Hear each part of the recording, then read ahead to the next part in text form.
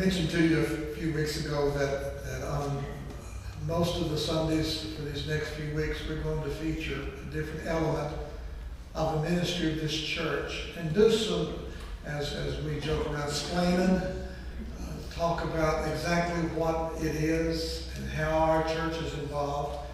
We will introduce you to the chairman of those ministries and tell you that there is a place for you in ministry. And you will find after these next 7 or 8 weeks, I believe if you will listen to the Lord, you will find the place that God has ordained for you to be in this church. And I don't believe that the place that God has ordained for you to be in this church is just in the pew. Sorry about that. But I just don't believe the church is made up of a whole lot of onlookers. I think this is the family of God and the church of God and the army of God, and we all have purpose under heaven, and God has called us all to put our part into the kingdom and to make a difference in this world. And I can tell you that if each of us find our place that God has called us and ordained us to be, and if we answer to the affirmative and find ourselves in that place, this church will shake the world, literally. Because that's what happens when people together do the purpose of God. Now, to be honest, in the early days of my ministry, if I had made that kind of grandiose statement, it would have been an unthinkable possibility. I mean, we're just a small church in the mountains of Virginia, Tennessee. And how would we shake the world? Well, I want to tell you, that's what we're talking about this morning. We are touching the world with the gospel. And we are making it possible that the gospel be taken. And I'm going to tell you about one nation in a few moments that because of our investment and others that have joined us, an entire nation has been able to hear the gospel for the first time in the history of that nation.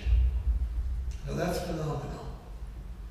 And I'm still amazed with the fact that even as we're speaking this morning, there's a little red light up there on the balcony, and that's because we're taping this service. And by Tuesday or Wednesday, this service will be on YouTube, on Facebook, on the website, and then it'll be shared by others in other places. And before this week is over, we will be able to find out that people have watched this service in Turkey, in Istanbul, in Brazil, in Iceland, and all over the world. And I know that because of the reports we've got over the last few weeks, people are joining us in worship all over the world. That is remarkable. So we have opportunity like we've never had before to share the gospel. The one strange thing about all of that is it has got cheaper. Now, do you believe anything has got cheaper? But technology has made the possibility of sharing the gospel to the world cheaper. Matter of fact, very inexpensive. Just a few years ago, just the camera alone to take a service like this would have cost $15,000 to $30,000. And now, we literally can take this service in high definition, in stereo, with a piece of equipment that cost what, Jack? $299? I think it was. Isn't that phenomenal? And so God's given us great opportunity. And so we're going to reach the world. George and I stand, please, and look back at your congregation. This is George and Ida Walden. They've been in this church for now around 20 years is my guess. Pretty close. And they brought their heart to this church. And their heart is really singular, and yet it manifests itself in many ways. But their heart is the mission of God and the purpose of God that not only happens from us, but in us. They are prayer warriors. If you have a need, that's where you go. And they will pray for you, and things will happen. Not because they pray, but because of who they pray to, and they happen to believe Him and believe in all that He promised.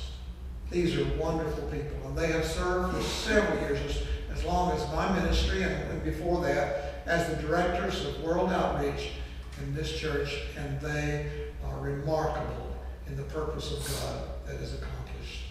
They not only have done so from the pew, they've been there. How many times did you go to Cuba? 3 times. And I can tell you, they were too old to go when they went. Yes. But because of that heart, they have brought to us this great ministry. You can be seated. Let me tell you about something.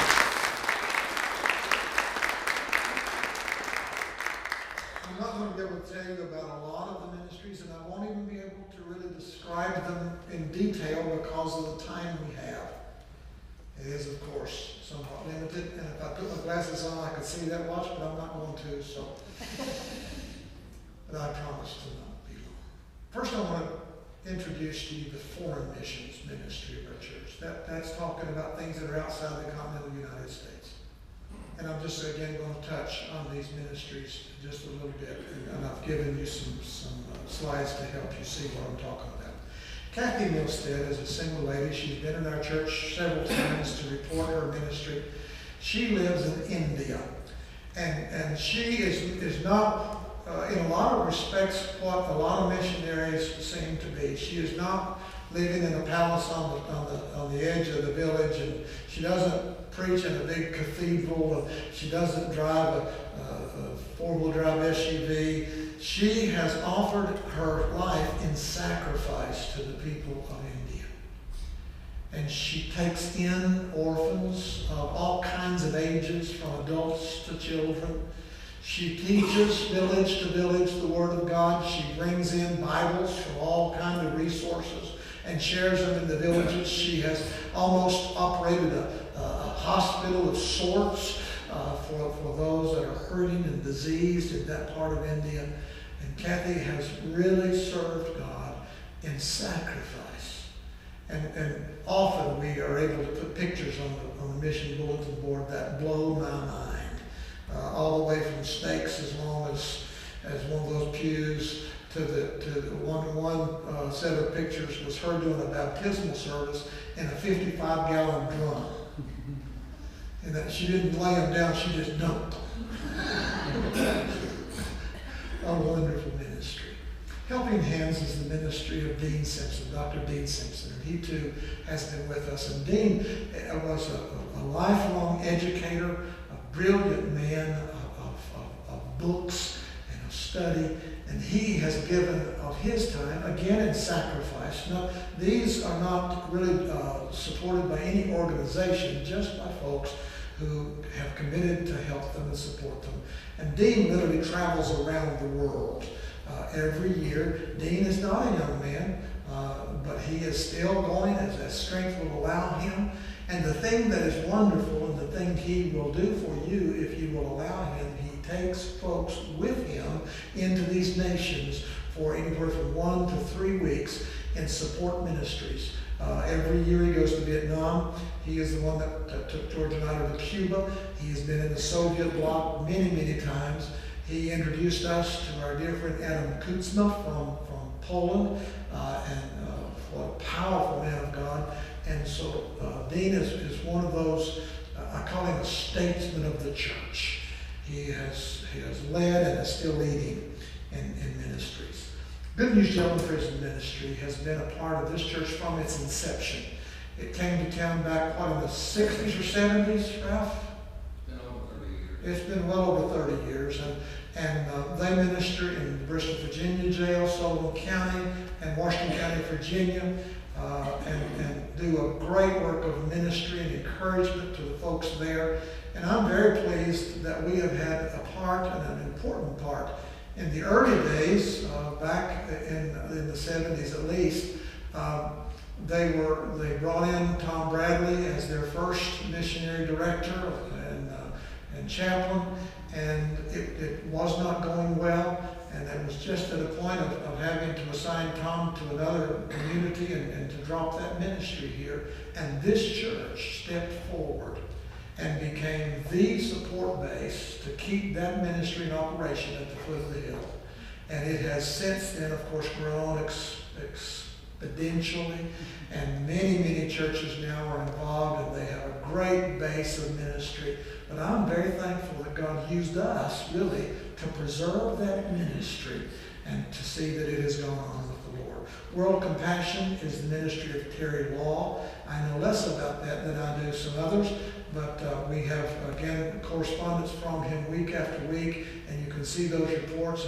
And Terry, again, moves into very dangerous parts of the world.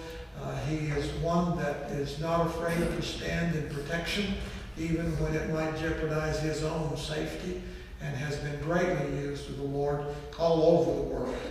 Now, the next slide introduces us to Agape Flights. We have two ministries called Agape, and they help each other, but they're not of the same organization. But Agape Flights is a missions organization that flies out of Sanford, Florida. Are you getting me on that next slide? It's coming? Okay. Our connection with Agape Flights is my nephew, Jeff Yanacello, and he flies weekly from Florida to Dominican Republic over to Haiti, and sometimes drops off back in the Bahamas. And what they do is supply over 300 missionaries with mail service and supplies. And they have been used greatly to do that work. They've only crashed 2 airplanes since Jeff has been with them. He was fortunately not flying either one of them at the time, but one of them is still at the bottom of the Caribbean. But the men flying it were safe, and they got out. The Lord is so wonderful. He provided a fishing boat with a radio on it. And when these guys got in trouble in the airplane, they were able to reach this fishing boat, and he directed them. He could see them, and they crashed that thing just next to the fishing boat, so that as the plane started to sink, they just swam out and got in his boat and came home. Isn't that phenomenal? And so they are doing a great work for the Lord, and we're very proud of Jeff and Crystal and their part. Now, in Iceland, we have the Fitzgeralds and their daughter, Kim, and her husband, Andy Bohan. And they have been there, and if anyone here is tired of me, I want you to know it's Mike's fault that I'm here. Over 20 years ago, he was pastoring here in town, and my wife and I visited here, and he just called me aside and said, "It is God's will that you become the pastor of the church I'm leaving to go to Iceland." And I won't tell you the whole story, but it did turn out to be God's will. And that is how we got to Bristol, and how we got to be a part of this church and a part of this ministry. Mike and Sheila and Andy and Kim minister primarily in 2 areas. One is radio, and they initiated the first radio evangelical ministry in the nation of Iceland. They now have the nation blanketed with the gospel, the entire nation, and now are putting transponders in other of those Nordic islands that surround Iceland and over to Greenland, and have done a fabulous work for the Lord. And Sheila initiated the first children's ministry and children's literature to the nation of Iceland.